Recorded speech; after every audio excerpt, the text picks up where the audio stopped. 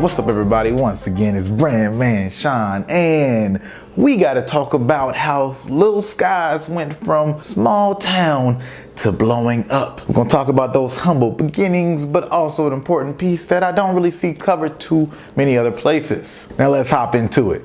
Now first, Lil Skies has been doing this for a good amount of time. I mean a while. His dad, Skies, was a rapper. He's one of those little names that actually make sense because he's a little version of his dad. They actually used to have a mixtape together, or they actually did a mixtape together that was a father-son mixtape that you can still find on DatPiff to this day. His dad was pretty much the reason that he got into the game. I'm not gonna go too deep into that era, but if you fast forward to 2015, when he first got his SoundCloud account and his YouTube, that's when he really started to make traction in the new, more recent evolution of how Lil Skies is as you know him. Lonely was the very first video that he dropped on YouTube. He was getting traction by himself on YouTube and SoundCloud, but it wasn't really until 2017 when he got some Cuff Boy shout outs that he really started to make some traction. As a matter of fact, one of the headlines for the YouTube videos on Cuff Boys reads, Lil Skies and Landon Cube are up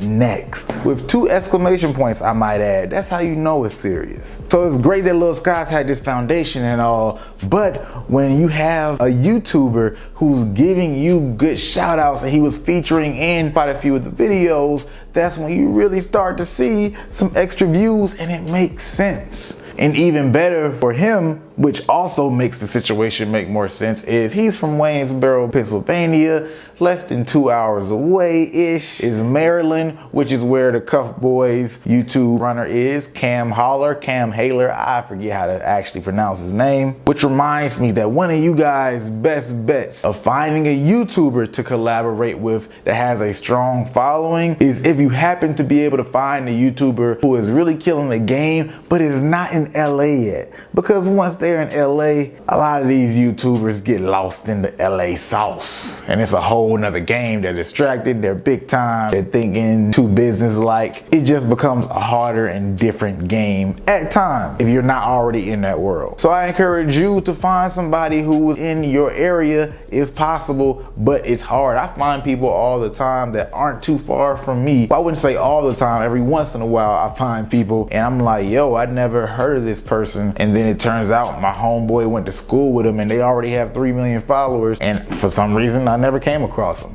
But back to Lil Skies, you fast forward a little bit and Red Roses blows up on Lyrical Lemonade. Now, getting connected with Cole Bennett, I'm not exactly sure how that happened, but you can already imagine and you already know what happened when you can think about the sound that he actually has, it being dropped on Lyrical Lemonade, the perfect demographic for him.